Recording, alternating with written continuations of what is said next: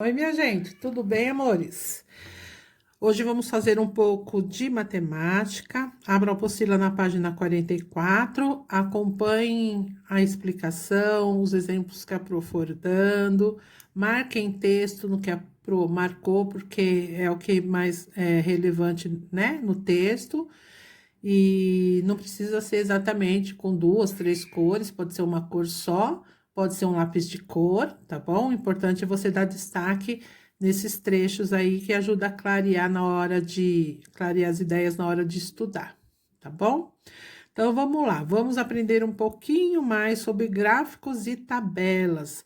Muitas vezes as pesquisas de jornais, revistas e até mesmo na internet estão acompanhadas de gráficos e tabelas que auxiliam na exposição dos dados, né? Para expor algum dado, algumas informações. O gráfico e a tabela facilitam o entendimento, a visualização, muito melhor do que se fosse em formato de texto. As informações apresentadas nesses gráficos aparecem na forma numérica, seja em porcentagens, números naturais, números ordinais e por aí vai. Os tipos de gráficos variam conforme as informações apresentadas, né? Depende do que você vai apresentar ali no seu gráfico. Nesse capítulo, você vai ver como podemos interpretar os dados de diferentes tipos de gráfico. Aqui, primeiro, nós vamos ver sobre os gráficos de barra e de coluna, tá? Esse é o gráfico de barras e este é o gráfico de colunas. Então, esse aqui está tratando sobre morte no trânsito brasileiro e aqui os maiores arranha-céus do mundo, que são os edifícios muito altos, tá bom?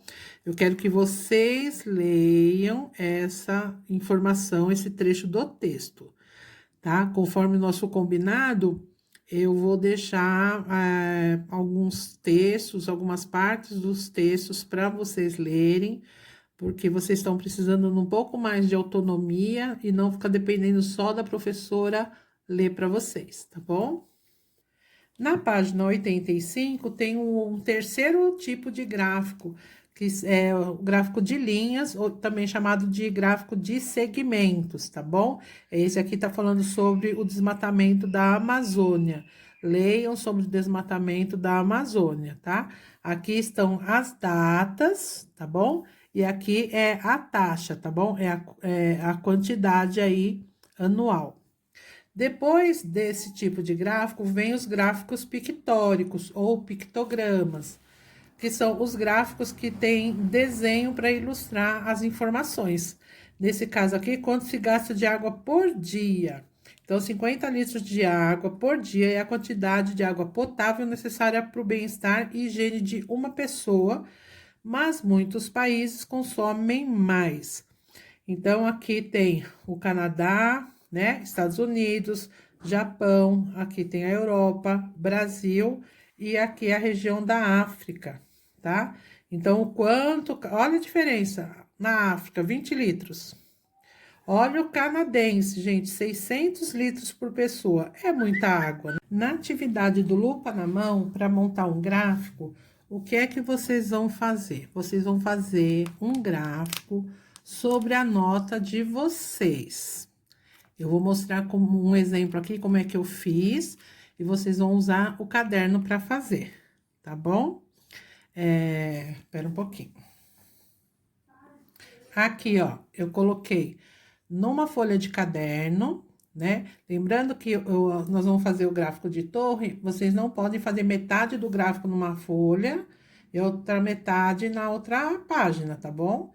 Tem que estar inteirinho na mesma página. Então, o que eu fiz aqui, ó? Fiz uma coluna para colocar as notas, tem aqui o 10, né? E vai até o 0, certo? Menos de 6 é nota vermelha, que é abaixo da média. Então, eu fiz em vermelho e outro fiz em azul, tá? Aí, se vocês quiserem fazer tudo de uma cor só, não tem problema. É que eu achei que visualmente fica melhor. Aí, eu separei em 3 colunas, porque já tivemos 3 bimestres. Primeiro, segundo e terceiro bimestre.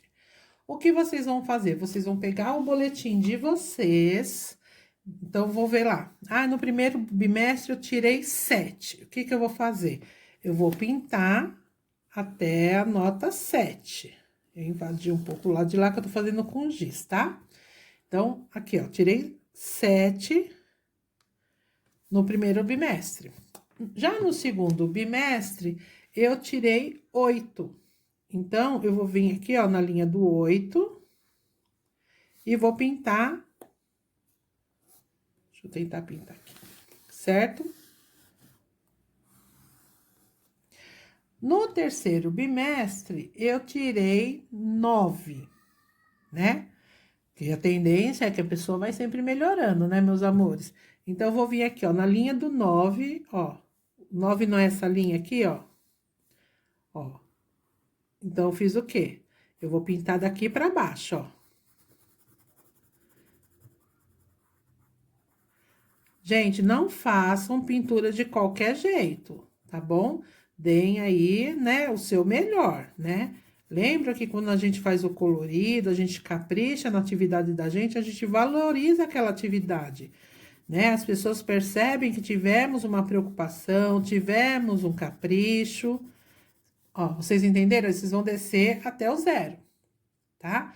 Então, aqui eu fiz de português. Vocês podem fazer a coluna mais fininha, tá? Eu fiz maior para visualizar melhor e poder mostrar para vocês. E isso vocês podem fazer para todas as matérias. Para a lição, eu quero só a nota de português, tá bom? Mas se vocês quiserem ver a evolução da nota de vocês, né? Vocês podem fazer das outras matérias também, ó. Aqui, numa folha de caderno, cabe várias matérias. Se você fizer diminuir aqui a coluna, né? Cabe várias matérias. O meu eu fiz português e matemática, mas eu vou exemplificar apenas no de português. Então, vocês entenderam? Então, você vai até... Ah, tirei 7. Então, vou até aqui, vou ter que pintar até o 7. Do 7 para baixo. Tirei 8, vou pintar do 8 para baixo, né? Ah, tirei 5, vai do 5 para baixo, tá bom? É só para vocês aprenderem como a gente pode usar o gráfico para várias coisas. Inclusive para controlar a nossas médias, tá? Essas médias vocês conseguem com o boletim que a mamãe retirou lá no colégio. Na página 86 tem um outro tipo de gráfico, que é o gráfico de setores, né? Que às vezes a gente fala que é o gráfico em formato de pizza, tá bom? E aqui tem duas cores, né? Porque foi usado para a preferência entre pizza e cachorro-quente, mas pode ter mais setores, tá bom, amores? Pode falar sobre outros, vamos supor, se é lanche. Podia pôr pizza, cachorro-quente, hambúrguer, coxinha, né? Podia ter vários tipos, tá? E aqui tem um RA que é interessante vocês assistirem, certo? Vocês vão fazer atividade do mão na massa. Lembrando que qualquer dificuldade, a gente pode resolver. Tem a aula online para a gente poder tirar todas as dúvidas. Na página 87 também continua a atividade, tem aqui um gráfico, né? Que vocês vão observar que é a evolução das classes sociais. Então, aqui é o percentual da população, né? 10%, 20%, 30%. E aqui tem a data, né? 2008, 2013, 2018, certo? Então, o azul são as classes A, o B o azul é o A e B, o laranjinha é o C e as classes D e E é o cinza. Então, vocês vão calcular qual é a soma dos valores, né, em porcentagem que aparecem em cada ano. Então, o que é que vocês vão verificar? Cada ano, gente, se vocês forem perceber, se você somar esse, com esse, vai dar 100%. Porque todo ano tem que dar 100%. Desculpa, esse, que tá na base aqui. Então, em 2008, vai ter que somar 100%. 2013, junta esse, soma 100%. E o mesmo 2018, tá bom? E o que esse total de 100% representa, gente? Representa o total da população, né? São todas as pessoas, tá? E aí, aqui na C, vocês vão observar esse gráfico e completar a legenda. Qual é o percentual das classes sociais em 2018? Então, vocês vão verificar aqui, ó. Vocês vão pegar a informação daqui. Em 2018, ó, o que tinha menor era A e B, era C ou era D e E? Porque aqui o azul, ó, é esse azul, tá bom? Então, qual é a classe que representa esse azul? Qual é a classe que representa esse laranja? Qual é a classe que representa o cinza? Tá? É só colocar a classe. É A e B, é C e D, certo? Tá fácil. Na atividade da página 88, também é referente ao gráfico. Do que se trata o gráfico? Então, todo gráfico, como todos os mapas, né? Qualquer ilustração tem um título, né? Então, do que se trata? É só você observar o título. O que significa incidência de dengue, né? O que quer dizer esse negócio de incidência de dengue? Então, ai, não sei. Então, vou dar uma procurada. Em que período os dados foram coletados? Então, a gente observa que também no rodapé dos gráficos vem informações adicionais. No estado de Tocantins, o que representa o número 103. Então, vocês vão procurar aqui o estado de Tocantins. O que quer dizer esse número 103? Aí, São Paulo é o estado com mais habitantes do Brasil. Isso significa que tem maior incidência de dengue, né? Quer dizer o quê? Que tem, só porque tem mais pessoas, tem mais dengue, mais acontecimentos, mais ocorrências de dengue. E na G, o estado de São Paulo tinha 44 milhões de habitantes na data dessa pesquisa. Qual foi aproximadamente, né? Aquele mais ou menos, não precisa ser o número certinho, o número de casos de dengue nesse estado no período da pesquisa. Então, vocês vão localizar São Paulo e vão ver qual é a incidência de dengue. Na atividade 4, tem outro gráfico sobre casos diagnosticados de coronavírus por dia no Brasil. Gente, por dia no Brasil, na época em que eles fizeram esse gráfico para a apostila, tá? Então, aí vocês vão perceber que de março até quase o final de abril. Vocês vão observar, então, esse gráfico apresenta número de novos casos por dia entre 14 de março e 25 de abril. Por causa do formato do gráfico, não é possível saber com exatidão quantos casos foram confirmados em cada uma dessas datas, certo? Mas isso não impede de termos uma ideia da variação de casos.